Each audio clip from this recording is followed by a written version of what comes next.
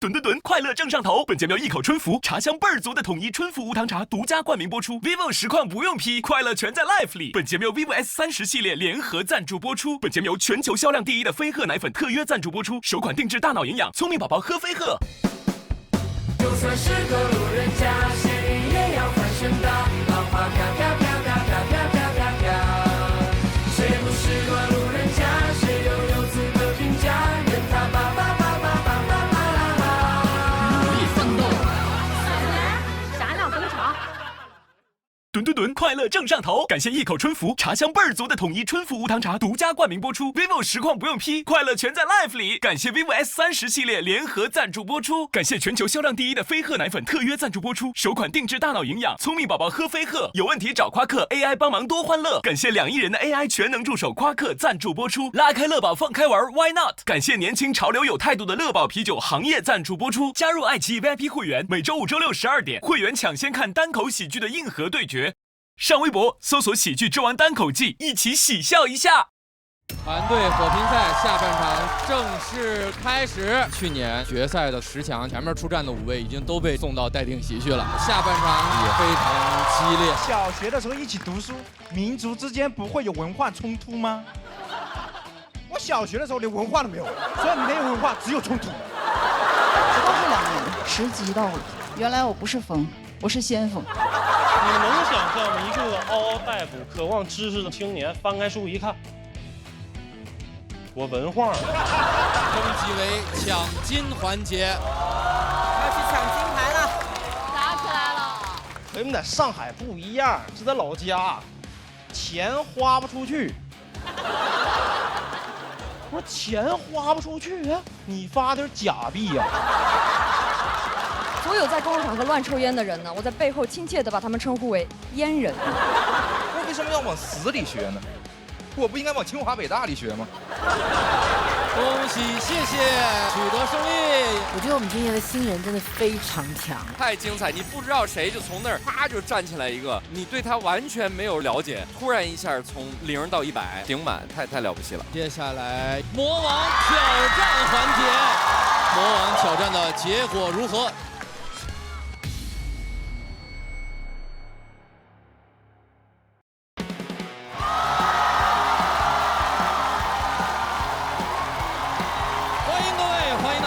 喜剧之王单口季第2季第1赛段团队火拼赛现在继续。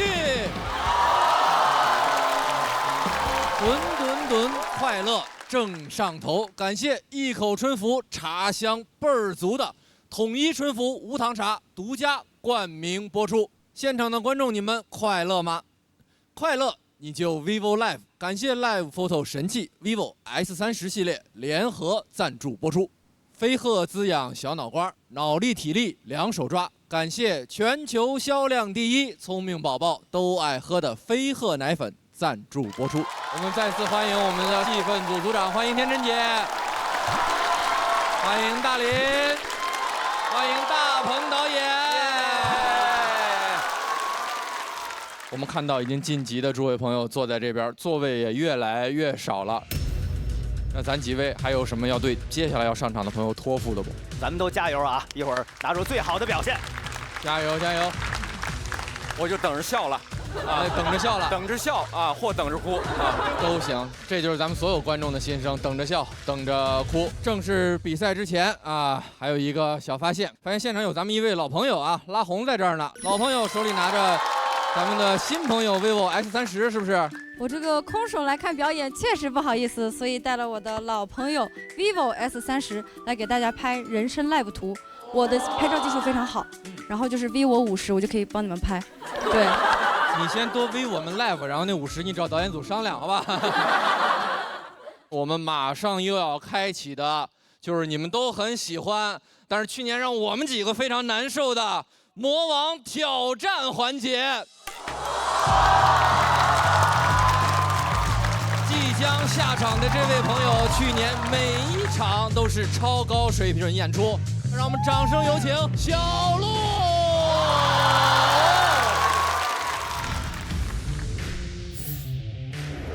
大家好，我是单口喜剧演员小鹿。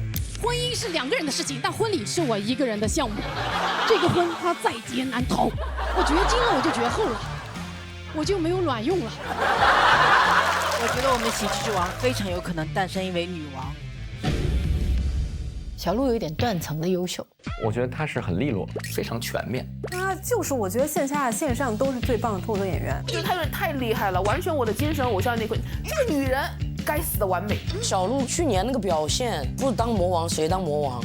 我实在是说不出魔王这2个词，搞笑魔王听起来就很荒诞。小鹿姐在我们心里，其实说实话，她肯定是魔王，但是也很像自己的姐姐。她主动把我们来的早的女演员都拉了个群。女性改稿互助会。我到上海，当天晚上我去演开放麦，演完了，我们几个就说吃点啥咋的。小鹿女士，来，咱们都长点心吧，来找一个地方，咱们一起改稿，来快点的，把你电脑打开，来，别说别的了，然后就一个一个的过每一个人。但凡弱的就赶紧拿掉。他在对于上下文，他没有什么必须要留住的。哎呀，那是大改特改，改到早上，真的像班主任似的。我们等于一起备赛了几天，就是因为我节奏特别不对，然后小鹿就想给我示范。我觉得现在我见到小鹿，我觉得她是我的老母亲。她就是像大姐一般的存在，她就很女侠。我觉得大家都有在从小鹿姐、从付航他们2个人的身上学到很多东西。因为他们现在正在走的路，我去年就在走嘛，所以我非常希望姐妹们不要轻易自我否定，要坚持讲你自己很想表达的东西，相信自己非常厉害。让我们掌声有请小鹿。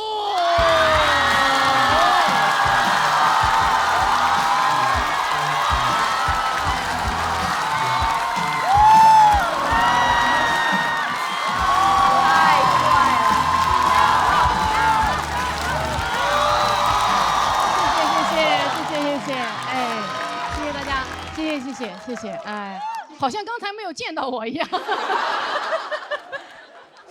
哎，很开心啊！今年不用比赛当老友了，做脱口秀真好哈，年纪轻轻就可以倚老卖老啊。我和付航今年迭代了去年的老友啊，去年的老友庞博横向调动为主持，去年的主持喜提毕业啊，脱口秀也搞降本增效了啊。老友的作用呢，其实就是稳住老观众，衬托新演员，托举他人，献祭自己，老友记嘛。所以大家能听得出来啊，现在的出梗已经有一些调皮了啊，这就是我今年的喜剧风格啊，笑不死风啊，我就会讲那种观众会笑，但又不至于威胁你们生命安全的笑点，你们听完之后统一的反应都是哈哈笑不死。当然，如果我这么控制还是太好笑的话，那就说明姜还是老的辣。要是真不好笑的话，那就说明姜乃是你们的辣。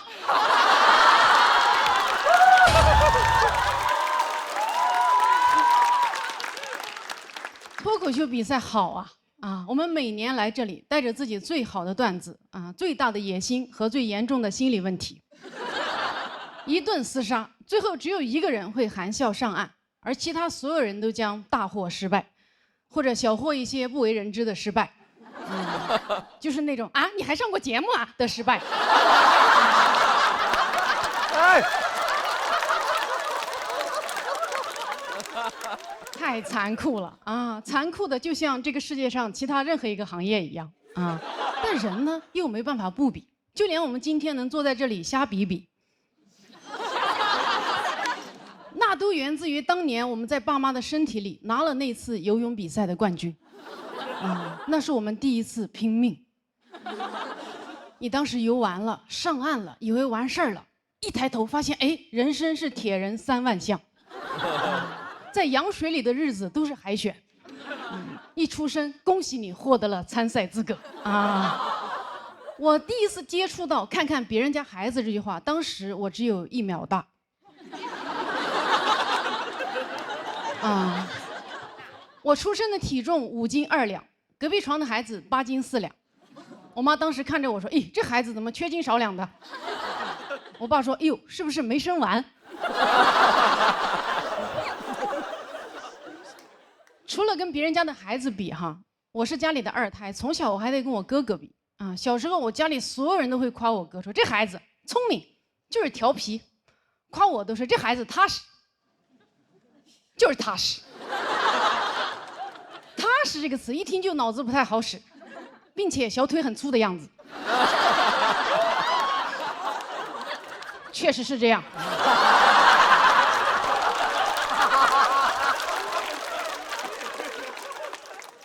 踏实这个词啊，从不单独出现啊。从小我就知道，踏实肯干懂事是我的核心竞争力。小时候上山砍柴，我哥非要不走路，他非要我奶奶背。我奶奶看着我，我说我不用背。我奶奶说小鹿真乖，比你哥懂事。于是我奶奶背着我哥，我背着柴。我好开心啊！我赢了啊！我既懂事又有柴。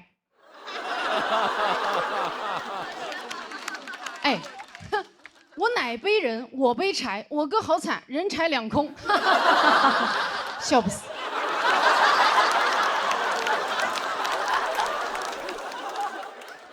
作为一个踏实孩子，我确实很肯干。但我今年在干完60场专场之后，我的嗓子失声了啊，说不出话了，跟今天的付航一样，被命运扼住了喉咙。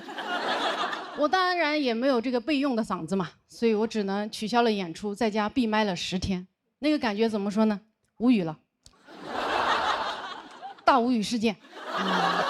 我无语之后呢，我妈这辈子第一次对我进行了正面管教。她跟我说：“你不要再拼了，你已经很棒了。”哟，天哪！突然听到这句话，东亚小孩，我的天都塌了。哎，你已经很棒了，在我听来就是，虽然你没有获得更大的成就，但你这辈子就这样了。这是人说人的话吗？这不是我说我家狗的吗？啊，没有在沙发上尿尿，你已经很棒了。你才已经很棒了，你们全家都已经很棒了。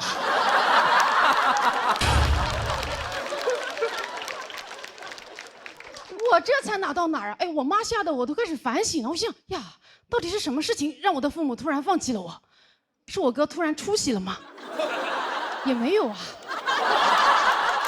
我赶紧回复我妈，我说妈，我还可以更好的。我妈秒回我说也是。啊，你现在生个孩子比啥都好啊！你看你哥啊，书读的不多，但现在2个孩子都这么大了。我说我看我哥啥？2个孩子都是我嫂子生的，你带的。我看我哥过得有多爽。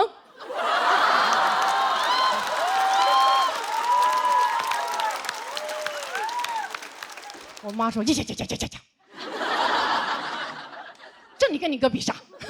哎，又不让比了。你发现啊，父母这个评判标准真的是说变就变。小时候跟你说好好读书比啥都强，现在跟你说生个孩子比啥都强。以前跟你说人这辈子得做点事儿出来，现在跟你说人这辈子得做个人出来。2个更好啊，3个最佳。我不是不想做人，我只是不喜欢别人教我做人啊。我现在确实也想生小孩了啊，但我想生小孩不是因为我觉得生个孩子比啥都好，而是我觉得生个孩子怀着孕来比段子比啥都好。哎，你想一下，如果我能怀着孕来比赛，那简直是喜剧之王炸，对吧？比好了是带球过人，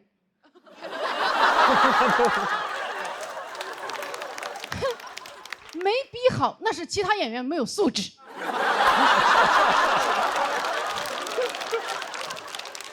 不给老弱病残孕让位啊！但是啊，我一直都没有怀孕啊，看来我的孩子不想为喜剧而生。我办的游泳比赛没有人下水啊！我现在突然意识到哈，怀孕本质上就是一场服从性测试，只有那种在娘胎里就想比的人才会出生啊！一出生就被比，所以叫 baby。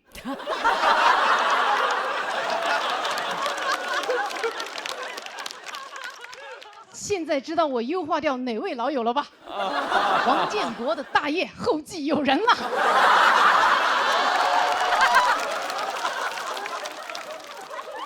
其实我今天想说的就是，生而为人，就说明你天生爱比啊，爱比不是病，想赢不丢人。你不是好胜心重了，你就是 DNA 动了啊！咱们爱比就多比啊，都别装不比哈，最烦装不比的人了。好，谢谢大家。耶谢小鹿。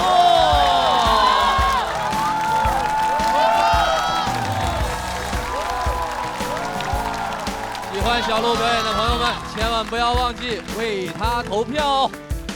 3、2、1，请锁票。缺啥补啥是吧？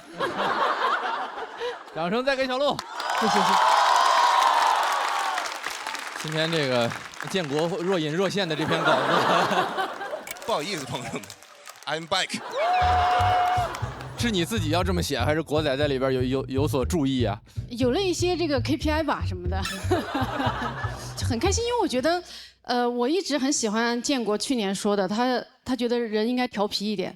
但是在正常的世界里好像不能被容忍，然后我喜欢在这个舞台上尽量多的去展现这些东西，而且我有时候感觉大家对于谐音梗有点歧视了，但其实巧妙的谐音梗真的很好玩，但是现在大家有点被驯化了，就是一听到谐音梗扣钱，我感觉这样有点其实是多少有点这个歧视我们谐音梗，已经是你们谐音梗。他这篇稿子其实讲的东西还挺认真，但是用了很多这种奇了歪斜的这种小包袱，就显得他这个稿子又认真的在说东西，然后又让大家的气氛非常的轻松的讲了一个沉重的事儿，是吧？是，就是我觉得写这个关于笔的这个话题，因为我觉得很多时候我们喜欢云淡风轻的人，喜欢特别松弛不争不抢的人，但是很多时候我们被培养的方向就不是那样的人。就像我从小被鼓励的方向是踏实肯干懂事，这样的人你怎么可能突然长大就松弛了呢？对吧？这样的人你往往长大之后就是一个别扭、焦虑、不酷的大人。所以我觉得，可能当我们意识到，可能我更想成为的是什么，而我又不是那个东西的时候，我先接纳这个阶段的我就是这个样子，我就是如此的焦虑，如此的拧巴，如此的想要，那我去接受这个东西，直到我不想要的那天，让它自然发生。我也觉得人在表达的时候，始终在寻求一个能让自己相信的一个方式。就是您想的这一套，不是说只有您信了才能说。其实您想出来跟大家说的时候，在不断的一次又一次加深大家的印象的时候，同时也在给自己鼓劲儿，也在自己觉得对我是有这个想法，然后我越说我越能坚定，越说越能坚信。对，所以说特别好。就是这个一个很沉重的话题，用这么俏皮的方式，一遍又一遍的鼓着自己往下走，特别好，特别厉害。谢谢。天真姐也是去年一路看好小鹿，支持小鹿。对，我觉得小鹿去当了魔王呢，既高兴，就是你可以不要那么大压力了，我又觉得遗憾，因为我还是很想看你比赛的。等等啊，这个人生还长。对，就我去年看了你线下的那个中女时代的专场嘛，然后今天讲的整个稿子其实又是全新的东西，又是一个全新的视角，所以我觉得你的创作能力真的是非常非常强，这个再次感叹一下。我觉得这个舞台上就是能够像一个照妖镜，不对，就是像一个镜子一样，能够照出每个人的，就照出每个人的自己。他是小腿粗壮的你，今年确实跟去年活儿不一样了，今天开始有舞蹈了，开始进行一些舞美。其实你在这个舞台上，从去年包括更早的时候参加的一些比赛，其实都看见了你一路的成长，你的自己的那一切已经在这里蓬勃的发生了，能感受到你更多的成熟跟能量。然后我就是很希望你可以一直在。会的。一直都在，老演员一直都在，新演员不停的来。我感觉整个场子是属于你的，这里是你的家。我跟你一样，成长的环境过程当中，极少的被肯定和鼓励。说的最多的也是踏实。那我听了你的这个段子，我感觉疗愈了我一点，就是最起码我当过一次赢家。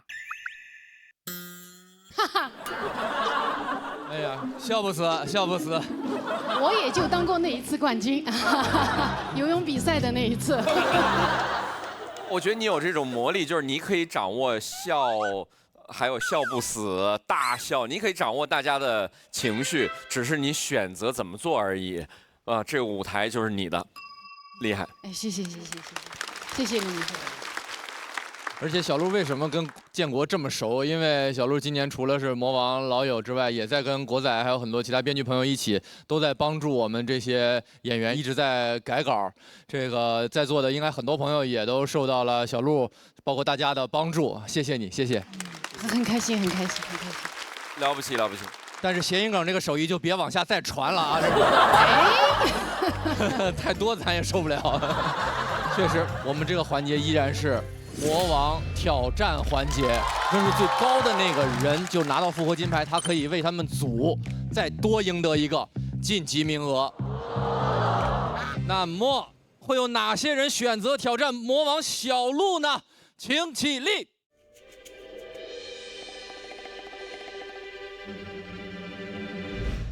宋万博、徐指导、枪宇，这是咱们去年西单的10强唯一幸存的选手。我相信祥子在新的一年第1轮继续打魔王，也能跟去年一样，继续获得1块金牌吧。魔王挑战赛，我觉得首先陆姐魔王就很难打了。然后最后于翔宇起来的话，可能会把这个气氛带掀到第2个小高潮上。我是非常相信徐指导的水平的，我觉得徐指导去挑战小鹿，我非常 OK， 我觉得会非常好看。这个激烈程度，咱们就是说不言而喻吧。掌声有请宋万博。哎，大家好，我是宋万博啊，我从事单口喜剧有10年了。博博老师是毋庸置疑的前辈。现在很多人老提石墨入教，其实当年是石墨入教博。我跟博博，我们15年开始就一起演出了。伯伯是15年跟我一起走上单口喜剧舞台的。15年吧，15年就开始在一些小剧场，在一些酒吧、咖啡店演开放麦、演专场、演拼盘这样一步一步。宋万博就是相当于我们的专场脱口秀启蒙。他专场我都是坐火车去，然后连夜坐火车回沈阳。17年的元旦，他的专场，那个时候还是在北京单立人4合院里边摆个40-50张椅子，我坐底下。下面这个演员呢，他的这个段子特别有态度，被我们大家认为是硬核喜剧的代表，让我们掌声欢迎伯伯。宋万博有4个专场，然后之前一直在演线下。他是一个很自洽的人他没有为红不红这件事情感到焦虑过。我觉得，尤其是跟他同辈的演员，大部分人都已经被很多的观众朋友们看见了，然后他一点都不着急。我觉得这个定性真的是很强啊。宋万博是个小老头，青春洋溢的小老头。几个了这是？博博特别像老年人用电子产品。就是你从业10年了吧，你总觉得这个10年是一个非常重要的一个节点，这试一试呢，对吧？而且小鹿，我觉得我们上回同台是2年前了，然后上次一块参加比赛应该也是17年了，我觉得可以再找回一下我们一起同台竞技、一起同台演出的那个感觉吧。加油，伯伯！伯伯！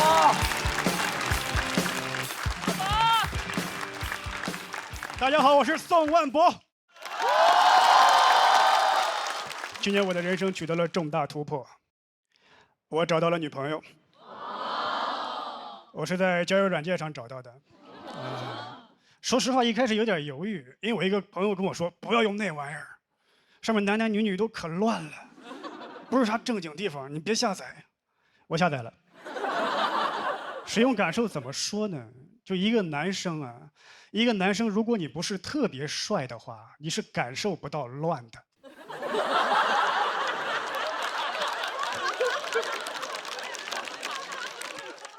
我用了1周，这哪乱了？挺正经的呀。我都加了一个考研群了，每天打卡背单词。我跟我朋友说，这跟你讲的不一样啊。他说有没有想过是你的问题？我说是我不好看吗？他说难看。就你长得太正了，你特别像我们教导主任，不想找你谈恋爱，只想找你背单词。我说你说这个简直荒谬啊！他说对 ，ridiculous。哎，我平时背没这么顺呢。还有你长得有点朴实。我最烦朴实这个词，因为朴实意味着土。每次有人说我朴实，我都会想起一个山村老大爷捧着个筐子，水果滞销，帮帮我们。我想谈恋爱，帮帮我吧。但我得承认，虽然我长得朴实，但我心里并不朴实。我不是我这张脸的人，只是长成了这个样子。我就这么说吧，很多男生心里头都住着一个渣男，只是被他糟糕的外表锁住了。当然也有些没锁住。我坦白说，我在交友软件上，我看过男生。我想法很简单，我就想看一看是谁在乱，谁有资格乱。我印象最深的是一个20左右的男大学生，他照片就是一般是在卫生间的镜子里，拿着手机对着，另外一只手把 T 恤撩起来，塞自己嘴里。坦白说 ，T 恤我也有。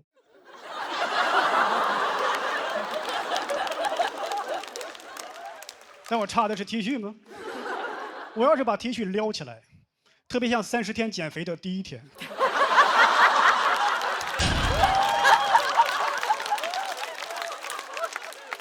有些人会问，在交友软件上什么样的人会受到欢迎？长得帅的人，有什么疑问吗？长得帅的人在哪都受到欢迎。我当过帅哥，我不帅，但是我当过帅哥，我就是当过。就去年，我大姨来北京了，当时我还没有女朋友，她问我有对象了吗？我说没有，长这么帅没对象。这句话暖了我1整年。我6岁那年，她也这么夸过我，暖了我30年。去年到期了，又给我续上了。我衷心希望我大姨长命百岁。但我真正体会过帅哥待遇是20年前了。当时呢，我是一个转校生，高中嘛，而且20年前流行一部偶像剧叫《王子变青蛙》，有人说我像那个男主角明道，还有人说我像阮经天。像不代表帅，像2大帅哥却不帅，感觉像是集2大帅哥缺点于一身。但在我们学校传遍了，还有一个 slogan 说台湾省2大帅哥强势登陆河南，会有女生手牵手来看我，你能想象他们希望有多大，失望就有多大，一失望就会撒气儿。一般是练体育的女生打头阵，一脚把门踹开，那个像明道的人出来，我看一眼。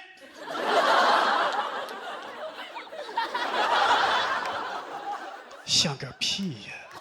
我说不像明道，也不能像那个吧。这还只是轻度的，中度的一般发生在课间的时候，我喜欢趴桌上睡觉，更增添了神秘感。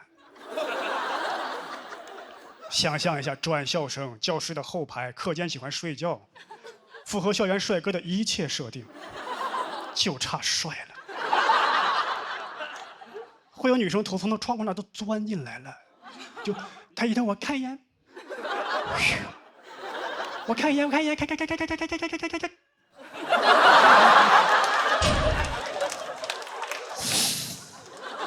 我谁把气门芯扒了？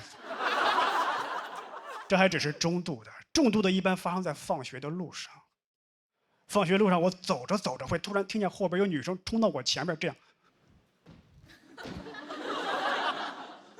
她的闺蜜，帅吗？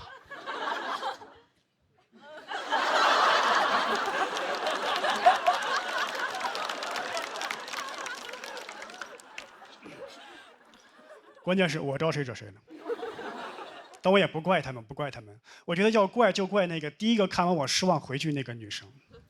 你失望的回去了，你也不告诉别人，感觉我被全校的女生都骂过了，对吧？她看完丑死了，一点都不帅，丑死了。别人问长得怎么样，我觉得还可以。这不是我喜欢的类型，你们去看吧，没准喜欢呢。丑死了。后来我打听了一下是谁在造这个谣，说我们班有一个女孩，她特别喜欢看偶像剧。当然，她只是说我长得像，但是造成那个后果，我要报复她。我报复她的方式非常极端和残忍。我说她长得像刘亦菲。你们可能不太了解，20年前刘亦菲在男生心目中是什么地位，相当于20年后刘亦菲在男生心目中的地位就没变过。我也让你尝一尝被大家轮番唾骂的滋味，但我忽略了一点，就是这个女生啊，首先人家底子好，其次呢，就是当时男生的审美呀，很容易被舆论操控。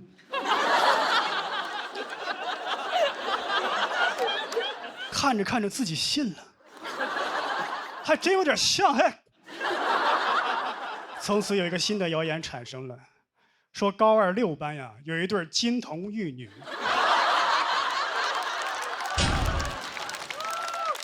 明道和刘亦菲。刘亦菲不错，明道有些 ridiculous。那就说到这里，感谢各位，谢谢伯伯。参加的观众朋友，千万不要忘记为他投票。倒计时最后3秒钟，请锁票。再次谢谢波波。波波确实讲脱口秀时间很长了，可以说你算不算是北京第一批就开始讲脱口秀的那批演员？算第1.5批吧。对，我跟伯伯是15年认识的。对，那时候大家就骑着电动车在北京的胡同里一起赶场。还有期末，我们那时候就很早，还有教主，再到单立人成立，大家就一起都这么多年一起过来。对。我觉得伯伯他就是一直以来都有自己非常独特的一种非常沉稳的风格。就这么多年，我觉得他也是那种非常坚持自己，而且不会轻易妥协、被改变的人。那我多问您一句，您不是说现在开始谈恋爱了吗？找到自己另一半了？您这段关系是怎么开始？是怎么好上的呢？就是在交友软件上认识，然后在线下见面，慢慢就好了嘛。好，我以为会有那个，就是更加那什么的详细。其实就是非常 old school 的那种，我们一块儿去逛公园、压马路。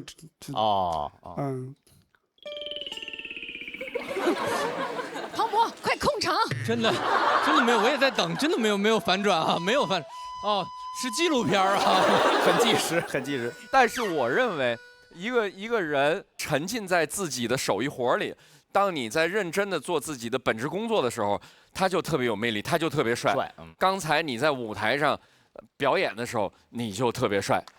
谢谢。我其实特想用一词儿，你不觉得他特摇滚吗？是，他就是这样的，是不是？很硬核的一个人。对，就有什么说什么，我就这样。你说我还是他？都有，我只能说都有，都帅。我想问问伯伯，为什么这么多年此刻才来参加节目呢？因为今年突然想挣钱了。就是其实我觉得年龄大了吧，年轻的20多岁的时候，你不觉得钱是什么问题，但突然觉得你年龄大了之后，觉得不挣钱是一种很自私的行为。而且还有一点就是，我觉得我上次跟小鹿同台是23年了，我觉得可以再找回一下我们一起同台演出的那个感觉吧。挺好。伯伯现在获得了气氛组的3票，请你先回座休息。感谢各位。下一位要上场的演员来自北京喜番俱乐部，我们掌声有请喜番ED徐指导。徐指导在线下是无论什么场子，他都不会讲凉。就他经常演出的时候，你就感觉很安心。你想说今天有徐指导，那这场演出肯定不会差，因为他是一个非常稳的人。当年北京的最强新人，他是当年不输良言的线下炸场王。他比喜番新梗赛赢了我，确实就是人家的这个段子呀，梗的密度啊，就是说的心服口服。我是一个兼职演员，平常还会在北京一家国企干财务工作，然后业余时间来做这个。哎，大家晚上好，晚上好。因为有单口喜剧，我才选择找了这么一份工资也不高，但是非常稳定的工作，所以我应该是性格还是属于稳中求进的这么一个人。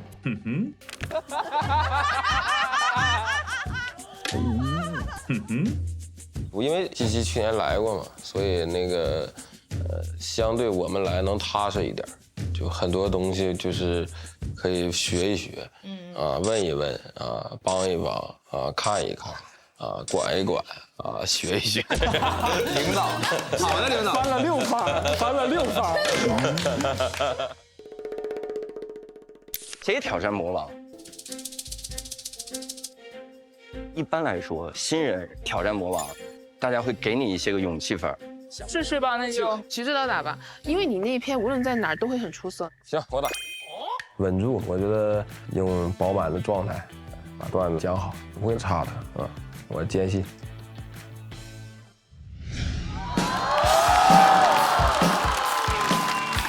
找到，加油！来点劲儿，来点劲儿！你们好，我叫徐指导。今年是我第一次参加节目。我来的时候选战队队长的时候，我选了一个我非常喜欢的演员当队长的第一志愿，就是刘洋教主。因为我很希望跟他能一起在那里并肩作战，并肩作战了15分钟，被打下去了。我本来想让队长好好领导我，我现在想办法捞块牌子捞队长啊。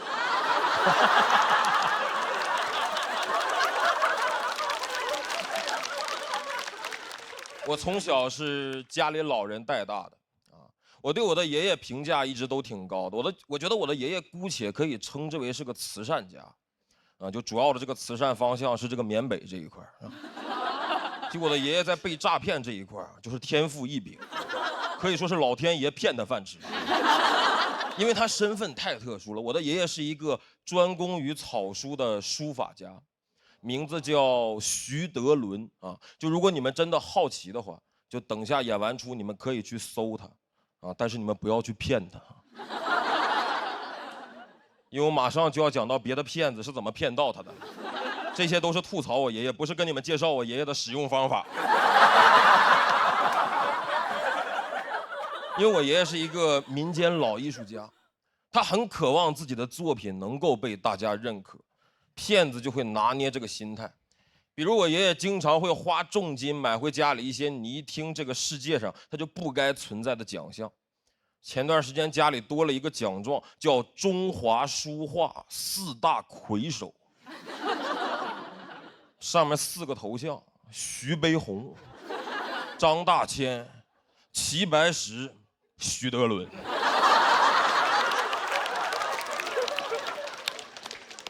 4个头像，就1个彩色的。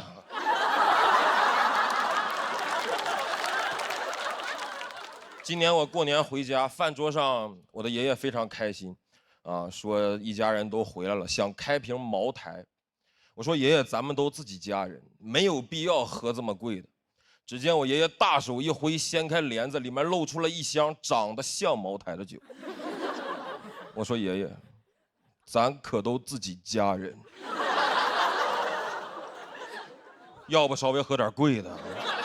我爷爷拿出了其中1瓶假茅台，各位，我看了一眼那个假酒的包装，我就明白这个骗子有多么懂我爷爷。就那瓶假茅台的包装正面跟你们见过市面上的真茅台长得一模一样，完全正常。它的背面印刷着一整套的这个徐德伦草书作品。我说你俩啥时候联的名啊？我爷爷说刚开始合作，主要是人家对爷爷这个草书作品的认可。这1箱酒，茅台12瓶，人家卖我328。我说这茅台2000块钱1瓶的酒，怎么印上德伦草书跟散白一个价了？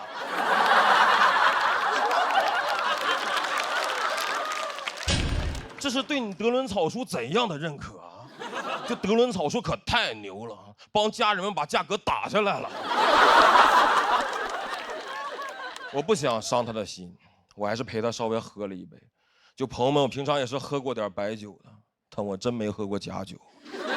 假酒那个味道和口感，我当时尝了一口，我说怎么这个封面上这个草书它是渗进去了吗？茅台啊，我第一次喝出了墨香型。我爷爷还让我评价，他说孙子，你看爷爷这个草书在酒瓶子封面上写的怎么样？我说爷爷从味道上来看，你写的绝对算是入木三分了。但是从内容上呢，我认为一个茅台品牌的酒啊，是不该允许你在上面写这个牧童遥指杏花村的。骗子是越来越猖獗。2023年，我的爷爷在老家接到一通电话，表达了对他书法作品的肯定，说希望我的爷爷可以交点报名费去北京写书法，要炒作他。于是我的爷爷，一个退休30年、一辈子生活在辽宁省的一个传统东北体制内老干部，在自己84周岁那年，毅然决然决定北漂。我说我是听说人这个73、84有那么2道坎儿啊，但我没想到84这道坎儿能迈得这么的宏伟。就徐德伦先生在他84岁要迈的这道坎儿叫山海关。我当时还在北京读研，毕业季正在找工作，不是很顺利。我刚失败了一家单位的面试，我回学校的路上，我爷爷还给我打电话说：“孙子，那个爷爷在北京找了个工作。”我说：“你春招比我还顺利呢。”那个你毕业先不要着急找房子啊，我准备上北京跟你合租。我从老家多带几瓶酒过来，咱俩天天下班一块喝。我说有点分不清哪句话更吓人了。我从来没想过这么个结局。我从辽宁省，我考来北京大城市，我好不容易找了工作落下来，然后跟爷爷合租，这是不是太绝望了？在大城市跟爷爷合租，在大城市我白天不是已经当过孙子了吗？啊！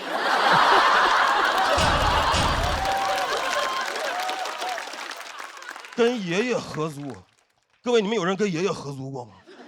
你都没法跟你的合租室友拎着合租室友之间该立的合租规矩啊，用到爷爷身上太不合理了。你说那个爷爷啊，咱俩不能用同一个 WiFi 啊，咱俩上厕所得排队，还有最重要的，未经我允许，你不能私自带我奶奶过来过夜。但我尝试稍微理解了一下我的爷爷，其实老年人希望自己有价值。我爷爷就是很希望努力能让自己的作品火，想挣点钱给我买房子。但他现在在他这个方向，就是越努力，我离买房越远，我离合租越近。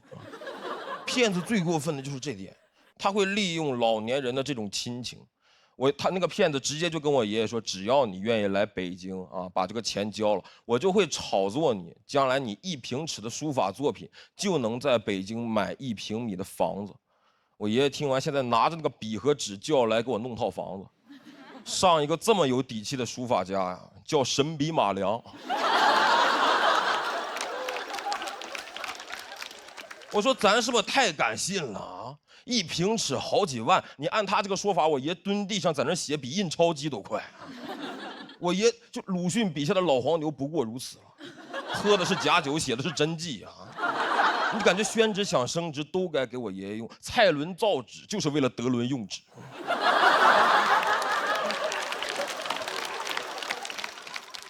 上周我跟我的爷爷说，我说有一个单口喜剧的节目找我，我下周准备去一趟上海，我准备带着你的名字上节目，争取咱爷俩起码火一个。我爷爷听完笑了，说你是不是叫人骗了？家人们，谢谢各位，谢谢你们。谢谢徐指导的表演，喜欢他的朋友千万不要忘记为他投票，倒计时最后3秒钟，请锁票。谢谢徐指导的表演啊，在这儿也跟这个徐德伦老先生喊话一下，我们这正规节目啊，爱奇艺做的啊，有那个具体的细节我让真勇给您打电话汇报一下啊。爷爷说你的孙子在我手上。不过徐指导也是有一小梦想，说想把这个德伦老先生的作品带到更多舞台上跟大家见面，我们可以看一下。啊，可以。哦，哇！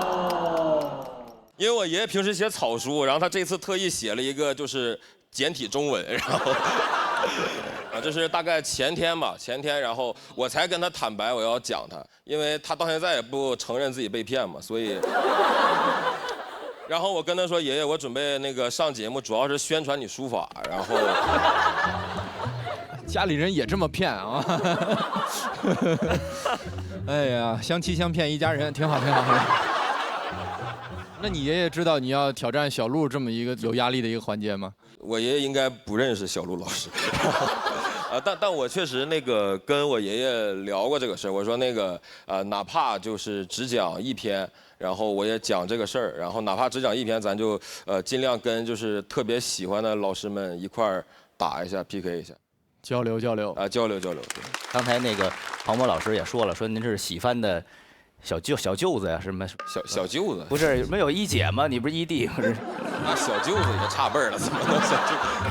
因为我当时签这个俱乐部的时候是21年，我当时大概刚讲了3、4个月，然后喜番就已经看好了这个新人，想榨取他的剩余价值了，所以很早就签我。但我当时俱乐部只有77一个女演员，然后大家就叫她一姐。但我一个新人，我当时都没上过几次商演舞台，你很难说我是一哥，所以大家就叫一弟。因为我跟您那个经历比较像，我也是跟爷爷奶奶长大的啊。您说爷爷今年80，爷爷是41年生人吗？我爷爷是40年生人。哦，40年，因为我爷爷是41年生人，然后我爷爷也爱买假酒，不是他爱买，是他真的认为那是真酒。对我爷爷也是，我爷爷这次还让我给节目组带呢。我说就算了，我说人家工作都挺忙的，喝你这喝坏肚子了，怎么推进啊？他不是坏脑子的那玩意儿。啊，问题是我跟我爸买得起真酒，他也不行不喝。他说你都让人骗了，说你这玩意儿，他说我年轻时候这玩意儿卖不了那么贵，这现在我跟你说这外边炒的都你找黄牛买的，就得喝这便宜的，这是真的。茅台就该散着打。对，说人家原厂直接给的是吧？啊，特别好，特别好。我也喝过那种酒啊，是我父亲在网上买的。但是跟您那儿不一样，他后面没有这个草书啊，但是一眼也就能看出来，那个应该不是正宗茅台。我感觉您这个脱口秀表演也是墨香型的，感觉好像很有文化啊。我以为说我是假的呢，还是怎么墨香型？其实我听你讲你跟你爷爷的段子，我觉得很温馨，就是因为我们这代人好像比较少，这跟再上一代人有那么多交互的故事，然后能从段子里听出你们俩是感情真的好，对，然后你爷爷也是个非常爱你且很可爱的人，所以我觉得你就是把他的那种形象描绘的非常的生动，然后我就会觉得是一种那种不是那种很强烈的、很刺激的感觉，但是一种很温馨的另外一种风格的脱口秀的感觉。明白。你的创作有进行过除了脱口秀之外的更长的文本创作吗？剧作或者是小说之类的？我还没尝试过，因为我其实时间也不是很多，我也是兼职演员，我还有一份本职工作是在做财务。对，就我感受上你好像是一个文本比较强的人，所以我在想也许你可以试一试。明白。因为我觉得你有很多细节的表达是很好的。我觉得你有可能会写出特别好的剧本，就是这是我的一种直觉啊。行，那我试试吧。那有这方面机会吗？就是咱这边。有的话，我当然愿意。就是我工作也没那么忙，说实话，就是。徐指导确实很厉害，在线下很多比赛里面都拿到了很好的名次，也是拿到过梁岩杯冠军的人，打破了梁岩的拿金牌记录。就很奇怪，就他叫梁岩杯，但很多人拿过这个比赛冠军，不知道为什么。谢谢你带来这么其乐融融的表演。回去也可以跟咱爷爷说啊，想联名也可以思路打开，统一春福无糖茶，一口春福，茶香倍儿足。咱们这个书法这一块啊，不一定非得是入木3分的墨香，也可以是咱们余韵悠长的茶香。给咱爷爷带一箱回去，这个多喝点健康的，好吧？我看徐指导拿到了气氛组的3票满票，那么这一轮挑战最后一位上场的朋友。他去年也是新朋友，清清白白的哲学应届生，欢迎于翔宇。Hello， 大家好，我是于翔宇，我又来啦。什么亚里士多德呀？多劳才能多得。我爸妈说了，在外面累了就常回原生家庭看看。我觉得你有一种蛊惑人心的能力。他跟小罗一直是我们节目的文本双子星啊。去年于翔宇他是一个黑马的姿态，给了大家很大的冲击。他上一期可是一个纯新的人哦，他能迅速的适应这个节目，我觉得他已经很厉害了。确实，上一期播完之后反响不错，很多观众喜欢他。确实也忙了一些其他工作。人累死累活一辈子，就为了追求一串数字。女皇说好笑，这锅属于你们。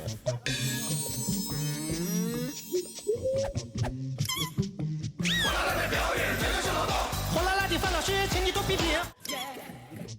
现在回到喜单，就感觉有点像原声节目。好，为原生家庭看看，为原生家庭看看。就是回来之后就会觉得很熟悉，甚至有时候你还想干点活。有人想打魔王吗？我可以打，可以打。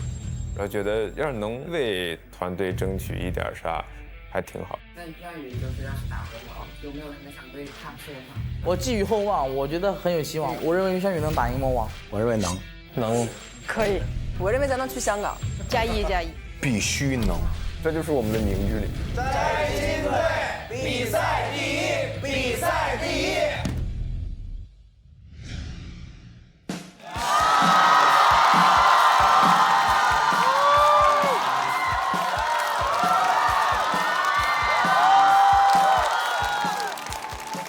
Hello， 大家好，我是于翔宇。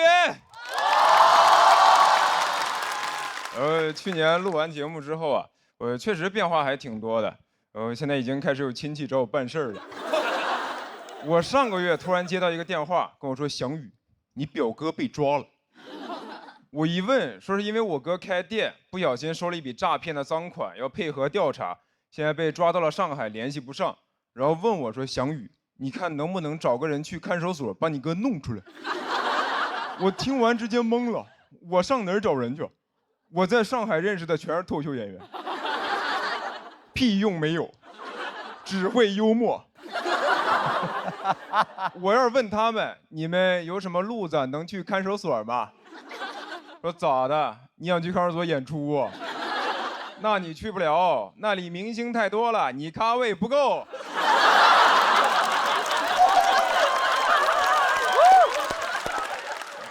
我实在不知道咋办，我就寻思帮我哥找个律师，但你也不知道上哪儿找，就打开了大众点评。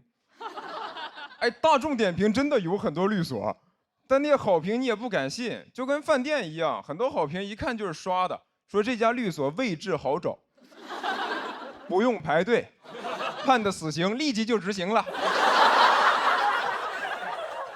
而且选择一多吧，你就会想找一个最划算的。我最后给我哥精挑细选了一家4.7分的律师事务所，团了一个3.9块的刑事辩护套餐。现在想想真的荒谬，穷病乱投医呀！3.9块的刑事辩护律师能干嘛呀？法官说无期，律师说行。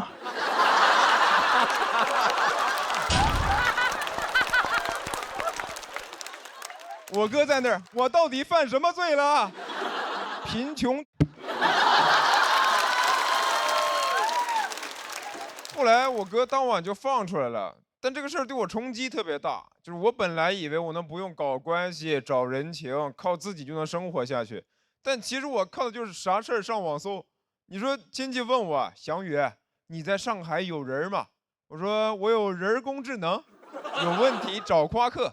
夸克 AI 超级框，啥都能回答，就是搜商高。亲戚说：“翔宇，你要不先搜搜怎么提高情商吧？”其实从上大学开始，家里亲戚就会说：“你出门在外，以后工作要靠人脉的，要多和那些比你厉害的人来往。但是比我厉害的人凭啥跟我来往？不都说人脉的本质是资源置换，人图我啥资源啊？图我网盘资源。”我直接给爱奇艺 CEO 发私信，我有影视资源要跟你置换，我拉你进资源群，你让我进娱乐圈，感兴趣出来吃个饭，我还有海底捞大学生优惠。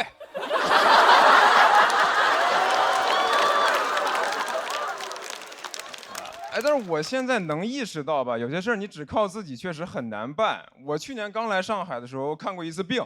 就我脚这里烫伤一块，然后一直化脓不好。你上网查贼吓人，是会发烂、发臭，然后截肢。但是有烫伤科的医院呢又特别少，我一看号至少要等1个礼拜。我说那不用看了，直接截肢吧。喜剧之王单脚记。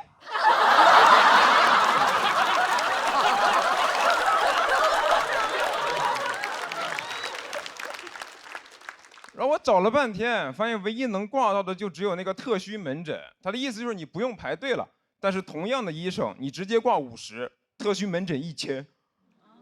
我说，哎，这怎么医院还有迪士尼速通卡呢？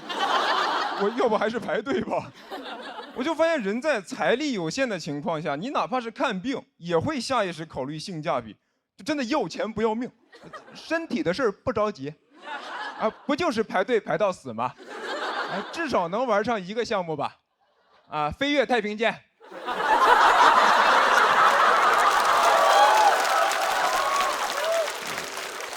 然后我就问我上海的朋友说，怎么看病能更方便一点？他们就跟我说，那就找人呗，啊，我不用排队，我哥是肿瘤医生。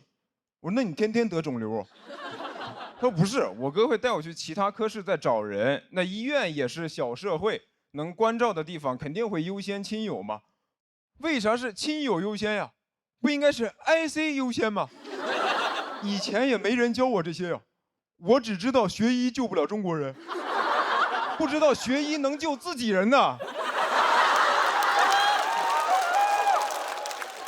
难道医学生宣誓仪式的时候问咱们为什么献身医学？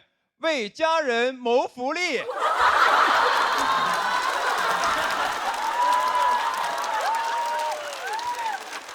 哎，我说实话，我也不怕你们笑话，就是我以前觉得我不想搞关系，是因为从哲学上讲啊，就是人想要公平，那我自己也得先做到吧。那这样我就算过得再差，但我至少是个好人吧。但我现在觉得，这不就是精神胜利法吗？就啥都没有，但是贼有态度。因为你现在想要过得好，你要么就有关系，要么就有钱，但我就是2样都没有，空有一身正气。但是嘴硬，我没钱，也没关系，都没事儿，好人一生平安。谢谢你们，吴湘宇。谢谢于翔宇的表演。喜欢他这段表演的观众朋友，千万不要忘记为他投票。倒计时，3、2、1，请锁票。掌声再给祥子。哎呀，干什么呢？喜剧之王单脚记呀，你啊！脚还没好，没有。这个去年祥子是黑马新人的代表，成长得非常快，今年就要挡在新人面前要挑战魔王了。天真姐和大林去年是看着祥子一路冲杀过来的啊，今天又看到是什么感受？你干啥了这半年多？找钱找关系。我挣了一点钱，然后帮我妈把那个钱还了。啊，今年这黑马感觉更多了，啊，这明显骆驼有点不够用了，你这个。但我觉得整个总体来说真的是还挺好的。60分，我知道，我自己知道。没有，我真觉得还可以，挺好。而且，作为上一季的新人，这一季的老人，在这个时刻挑战小鹿，我觉得也很有勇气。因为比如说王悦也好，那时候门枪也好，包括之前我们去年见过的老朋友，今天的改变其实都换了另外一个方向，甚至说了点别的。你骂谁呢？不是，我嘴巴沾了，真是，我以为拿嘴写草书呢，我以为跟这儿。直替你说话，我告诉你，知道吗？祥子这篇稿子，我们发现他的难点在于，他像以往一样跟大家就是在聊年轻人的困境。我们一定会走到那个就是没有办法那么快能解决那个困境的时刻。那可能这篇内容就是像他以往一样，把困境也展示给了大家，就是让大家心里也迅速的想到了那些无助时候的自己。我刚刚在边上看，我觉得大家是听进去了，包括咱们新朋友大鹏导演听的时候也是非常的认真。我想请教，就是你对我刚才那个表演有什么看法？我还能点评嘉宾呢，我要给你拍灯。啊，我想听你说一说。我觉得整体真挺好的，就是让你认真点评了呀，这是。我觉得不能，怪不得找不着关系呢。这样你就正常说。我觉得大鹏哥是一个特别真诚的人，他也没想跟你开玩笑。整体台风其实真的都挺好的，从去年录到现在，所有嘉宾表演整体台风就是很松弛，真的挺好啊。然后稿子再打磨就 OK 了，非常好。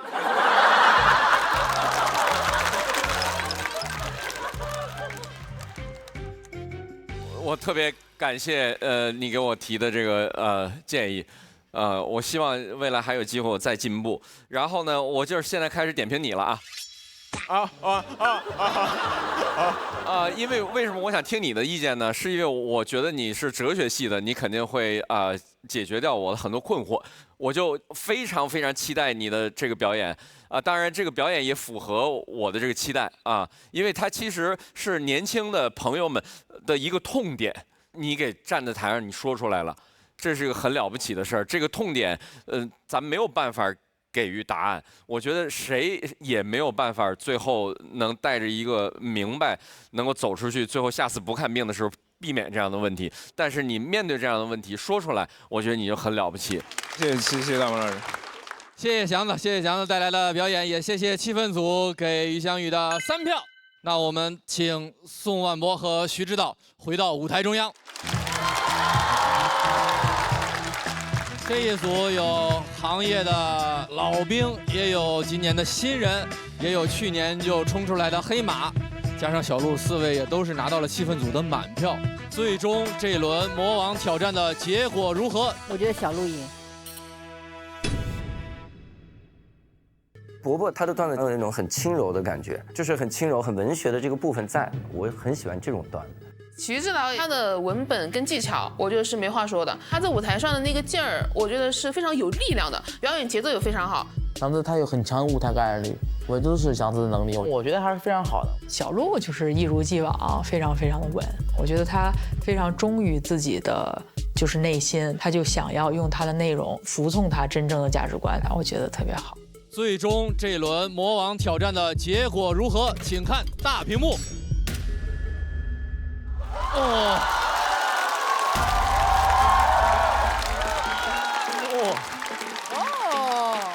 恭喜于翔宇186票，3票之差，挑战魔王成功。一口春福茶香倍儿足，统一春福无糖茶。恭喜于翔宇获得这面复活金牌，同时为自己的队伍也争取到了多一个晋级名额，祝你福气加倍。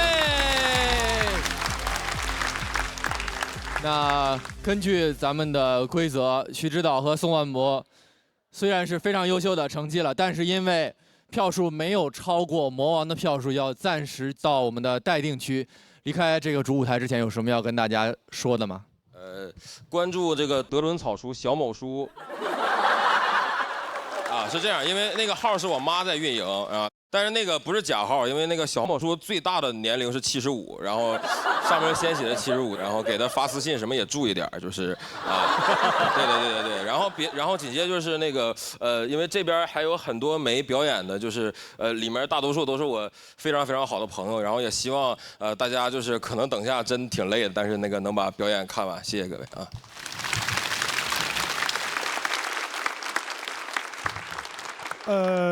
其实还蛮开心的，就是感谢你们，感谢。谢谢波波，请2位暂时前往待定区。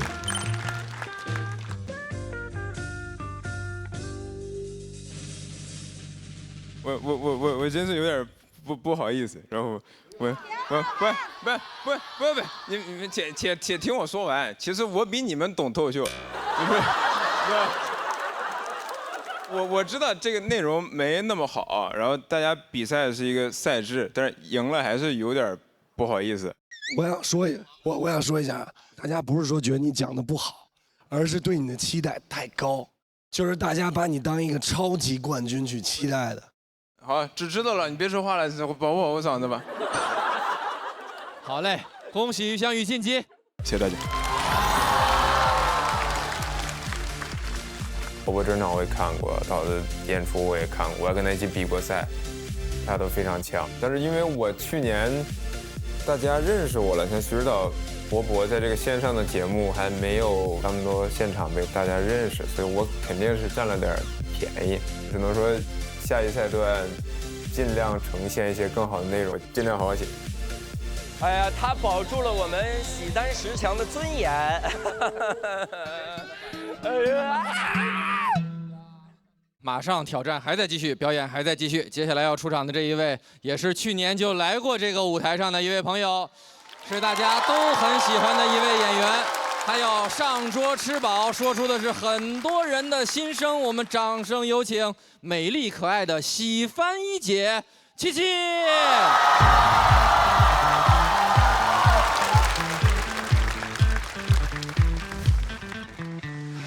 你好，我是七七，去年参加了喜单的第1季，今年又来参加第2季了。其实我去年挑战大魔王的时候，我是很紧张的，我是感觉自己不会晋级，我是做好了拼死一搏，老娘今天就此一战，老娘今年就你这一回，我是做好了这样的准备的。但今年我觉得我心态上也是更有自信了。我今年的目标就是我希望可以尽我力所能及的一些力量，可以帮俱乐部这些弟弟和姐姐，帮助他们走得更远。大家好，我们是喜番喜剧。其实我去年不是一个人来录节目的嘛，然后其实周围也没有什么很熟悉的人，我是感到非常孤独的。但这一次呢，跟他们4个一起来，我就感觉更孤独了。没有，我们4个孤立你，敢孤立一姐，我是不是一个好一姐？是。姐一姐，一姐好一姐，一姐会随时随地就是对我们教一教，讲一讲，随时随地动员会是吧？好，一姐说2句啊。我觉得我们肯定都没有问题，大家就放轻松，不要害怕，人没有恐惧就是无敌的。这个话是我自己创造的，这是我的座右铭。七七给了我很大的鼓励，他是我的定心丸。那我们就简单的再拍个掌吧。站起来！站起来！好嘞。好，一起喊啊！喜番无死，加油！一姐，放松就没问题了。好。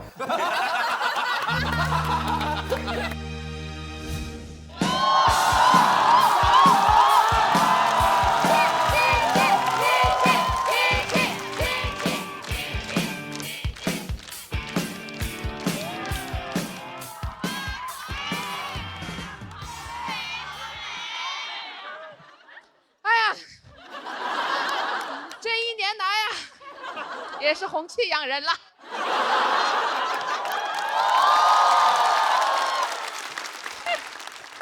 确实啊，今年又来了。我在去年的节目当中呢，就是表现出色。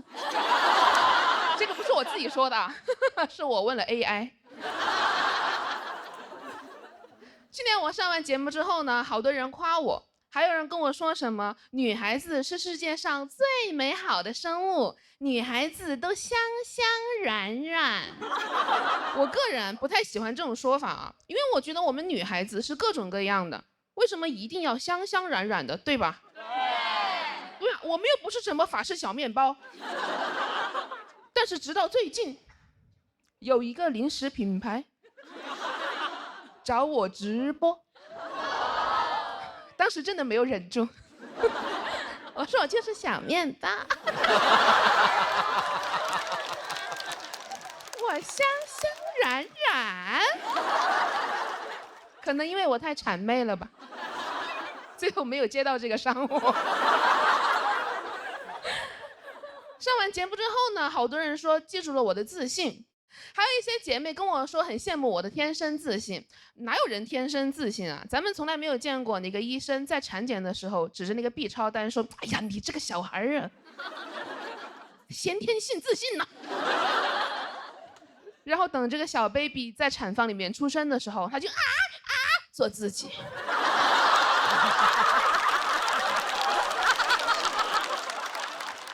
就是我是从小到大都很胖的。所以我不是天生自信，我就是天生胃口很好。哇，真的，我的胃口好到什么程度？当我第一次听说开胃这个概念的时候，大为震撼。我说啊，胃还有闭上的时候呢？你们还得叫他开门吗？你们怎么叫啊？你说喂喂喂喂喂，给魏叫生气了，魏说第一。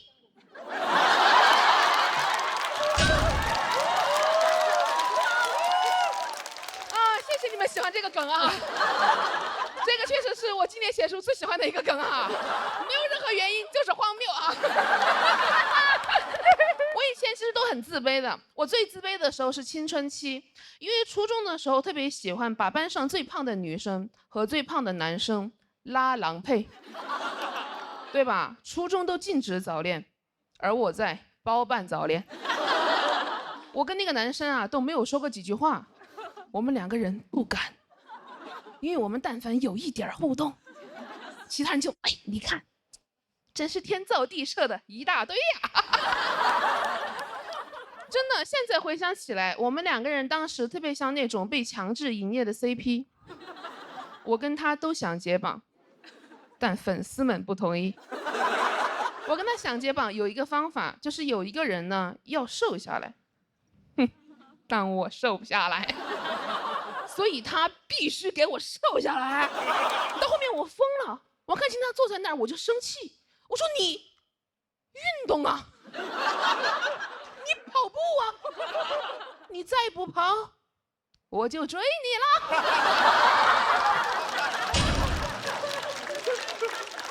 他说你不跑，我就追你了。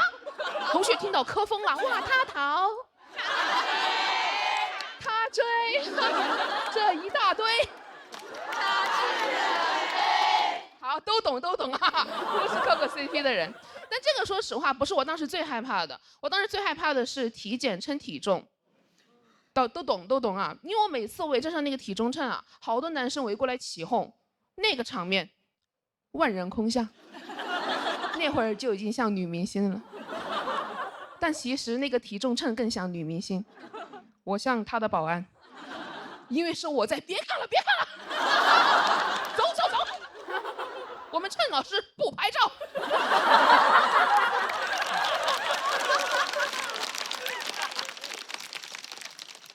这就是我的青春，所以我当时真的看不了一点青春片，因为你们那些女主角啊，要么天生大美女，要么丑小鸭逆袭，一个能代入的都没有啊。你们看过《初恋这件小事》吧？对吧？它讲的就是女主为了男主一路逆袭的故事，但你们可能忘记了，女主角有一个胖胖的闺蜜，她也有自己的 crush。我当时带入她看了半天，结果看到她一直在帮女主追男主，我真是恨铁不成钢。我说小胖龟呀，你就没有自己的男人要操心吗？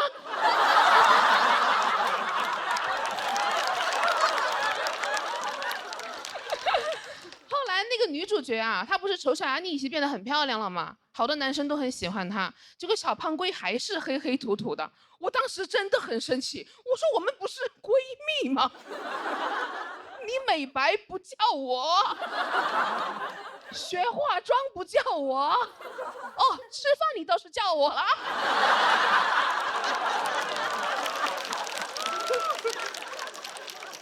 而且你还不吃，能不能管一下我们普通人的死活好不好？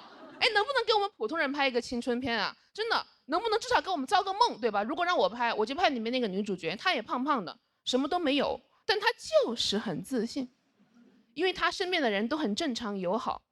比如说，当女主和班上最胖的男生走在一起的时候，其他人只会说：“哎，你看，真是一对普通的两个人啊。”当女主体检称体重的时候，围过来一圈男生当她的保安，说谁都别想看她的体重。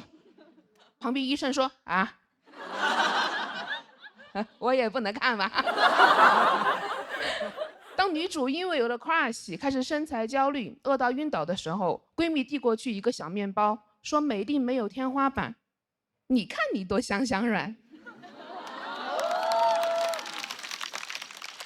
而且为了男人不值得，因为没有4菜1汤的爱情就像一盘散沙，风一吹就不好吃了。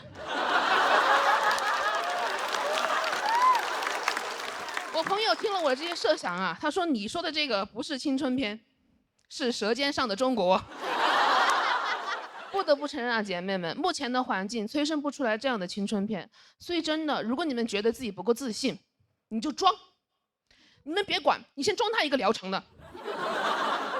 如果你实在不会装，你现在在兜里装一个 vivo S30。等一下哇 ，Live Photo 神器，拍出鲜活的自己，好好看看你们自己到底有多美好。事实证明，谄媚是可以接到商务的。而且我们仔细想，你装自信没有任何损失，哪怕有人过来问你说你凭什么那么自信呢？不要理他，掉头就走，因为你确实不知道为啥。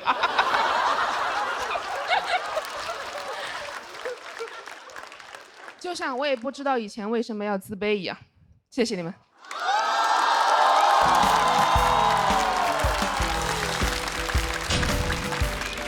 谢谢七七，谢谢带给大家的表演。喜欢七七刚刚这段表演的朋友，千万不要忘记为他投票。3、2、1，请锁票。谢谢大家。该自信的时候自信，该谄媚的时候谄媚，分得还是很清楚啊。张弛有度。确实，去年天真姐就跟七七聊了很多，是不是？就去年就很喜欢七七，然后这一年他也穿了我们很多我的那个大码女装的衣服，然后他穿过的都卖得很好。哇，双向奔赴了。今天这件也是，今天漂亮，很漂亮，又带货了。回去必买，回去必买，听到了吗？天真姐。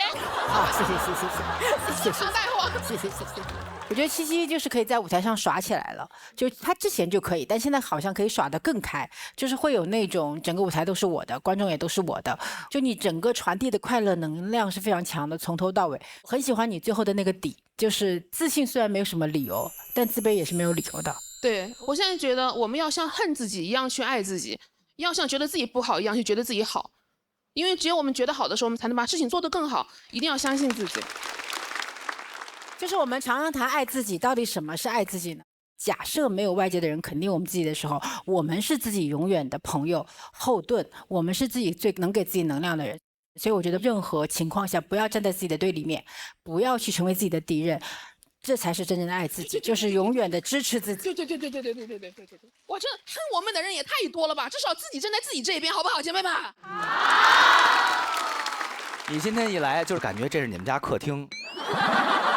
然后来了很多好朋友。哎呀，我家人在上海有这么大，这太好了。哎，你别说回卧室了，啊，就特别好，非常的松弛。然后其实就我们为什么总要看别人眼光，是因为我们做一个事儿，我们自己觉得有用，它叫意义；别人觉得有用叫价值。其实不一定非得做有价值的事，自己觉得有用就得了啊。我觉得七七已经找着了，我们也使劲，我们也赶紧找着他。哎呀。那你努力吧。七七这个表演里还提到了一个关于青春片的设想呢，那这要不压力给到大鹏导演？您讲啊，您觉得他这个设想怎么样？我对青春片特别不了解，我这拍的大部分都是喜剧啊。但是刚才他提出来的那个架构啊，是一个很有趣的设定，向您学习。希望以后有机会吧，我感觉就是看完他那个表演，刚才天真一讲，当时我就说，哎，拥抱一下我自己，我就觉得纠结了一天的问题可以放下了啊。演的，对，演没那么好也无所谓了，就是很治愈我，很治愈我。我觉得你的表演特别的好，是我看过录制到目前为止特别厉害的。哎呀！我今天晚上觉也睡不着了，记得找我，鹏哥。你说的是拍戏对吧？啊，拍戏。